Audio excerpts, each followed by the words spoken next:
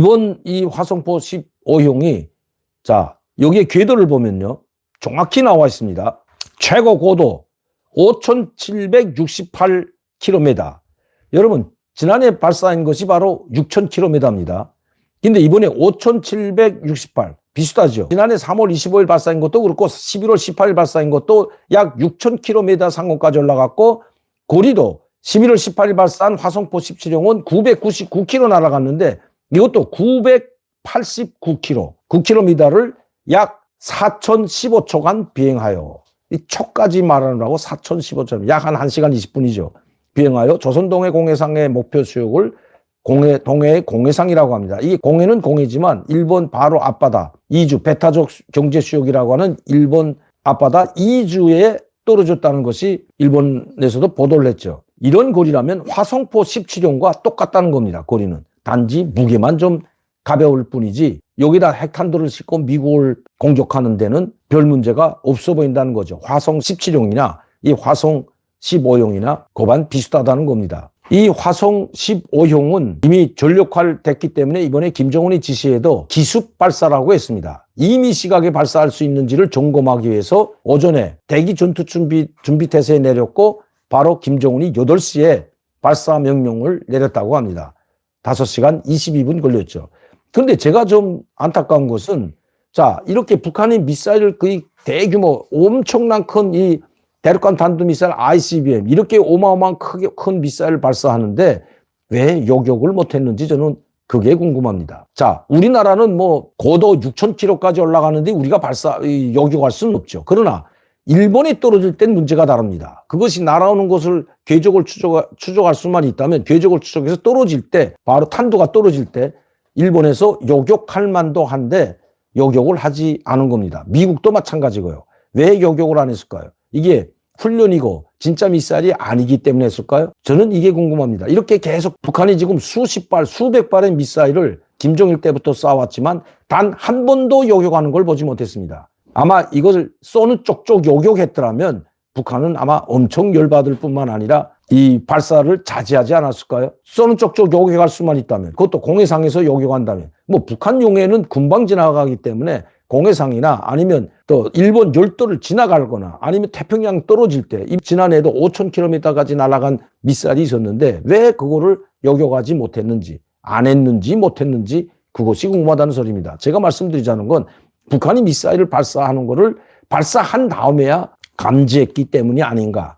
그걸 제가 말씀드리는 겁니다. 왜냐하면 이 6,000km라는 것은 이거 어마어마한 거네. 이건 성층권을 벗어나고 이건 우주 공간에 올라간 상태이기 때문에 6,000km. 여러분 지금 우리가 인공위성 제가 항상 말씀드리지만 500m에서 2,000km 사이에서 인공위성들이 돌고 있다는 걸 감안했을 때 그 최고도 6,000km면 이 6,000km에서 돌고 있는 인공위성은 아마 없을 겁니다. 아마 6,000km에서 사진을 찍어야 제대로 찍히지도 않기 때문에 고도를 낮춘 수밖에 없는 거죠. 어쨌든 이 6,000km까지 올라갔다면 그것은 아마 지구 어디든지 방향만 틀면 또 기술만 조금 보강하면 지구 어디든지 날아갈 수 있는 그런 높이라고 생각합니다. 6,000km까지 올라간 미사일을 요격할 수는 없죠. 그러나 내려올 때 이 대기권에 진입할 때 가능할 수도 있는데 문제는 북한의 미사일 발사를 사전에 탐지하지 못했다고 볼 수밖에 없습니다.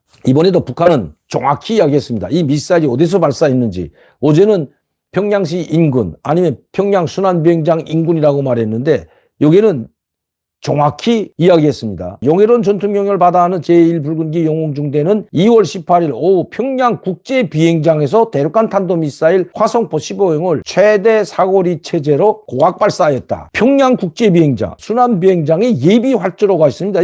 계속 이 예비활주로에서 작년도 3월 25일 날 이 톰 크루즈 흉내냈던 안경을 끼고 잠바를 입고 나왔던 김정일, 바로 화성포 17형 미사일 발사할 때 바로 거기죠. 바로 순환국제비행장 예비활주로에서 계속 발사하고 있습니다. 그러니까 이번에도 예비활주로라는 말은 없고 여기서는 평양국제비행장에서 발사했다고 합니다. 그럼 왜 국제비행장에서 발사할까요? 바로 이 조립공장이 평양 근교, 평양국제비행장에서 약 자동차로 이동할 때 1시간밖에 걸리지 않는다는 겁니다. 바로 그 지역에 미사일 조립공장이 있기 때문입니다. 그리고 그 조립 미사일을 생산하고 연구하는 연구단지도 바로 이 평양 순환비행장에서 40분에서 1시간 거리도 안 되는 위치에 있기 때문에 계속해서 북한이 이 괴물 미사일이나 가장 큰 미사일들 발사할 때는 또 실험 발사할 때는 이 순환비행장을 이용하곤 한다는 것 다시 한번 말씀드립니다. 어쨌든 북한은 또 이번에도 성공을 했습니다. 이미 전력화되어 있는 화성 15형을 발사함으로써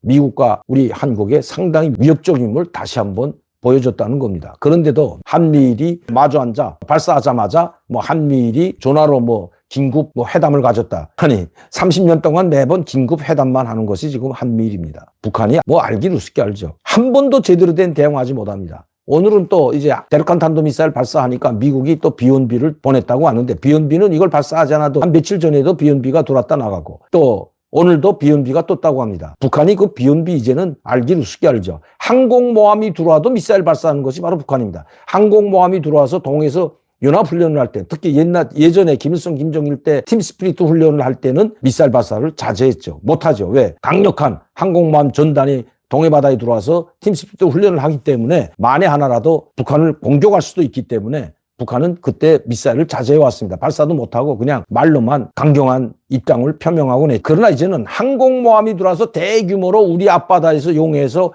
훈련을 하고 있고 비온비 아니라 그보다 더한 B2 스텔스 전략 폭격기가 들어오고 전 세계에서 가장 큰 핵잠수함, 그 핵무기가 수십 개를 탑재할 수 있는 그 핵 잠수함이 들어와서 훈련한다고 하는데도 미사일을 발사하는 것이 바로 북한입니다. 이제는 예전의 북한이 아니라는 거죠. 이렇게 미사일을 계속 쏴대도 미국이 할 수 있는 게 아무것도 없다는 겁니다. 그래서 저희들이 핵무장을 해야 된다고 계속 이야기하는 거죠. 우리 국민들도 핵무장을 해야 된다는 그 여론조사에서 76%의 지지를 보여주고 있다는 것. 정부는 결코 잊어서는 안 됩니다. 대한민국은 이미 제껴놨다고. 이게 몇 번째죠 벌써. 너희는 상대가 되지 않는다. 너희는 빠지라 하는 게 지금 북한입니다. 왜? 이미 순간에 대륙간 탄도미사일이나 방사포만으로라도 지금 북한의 방사포가 약 7,000문을 가지고 있는데 이 대형 방사포, 중형 방사포만으로라도 제주도까지 초토화시킬 수 있는 전술 핵무기를 탑재해서 쏘겠다고. 너희는 이미 끝났다. 이렇게 이야기하는 것이 바로 북한입니다. 김여정이 오늘 그 이야기도 또 했죠. 지금 우리 정말 정신 차려야 됩니다. 이거 정말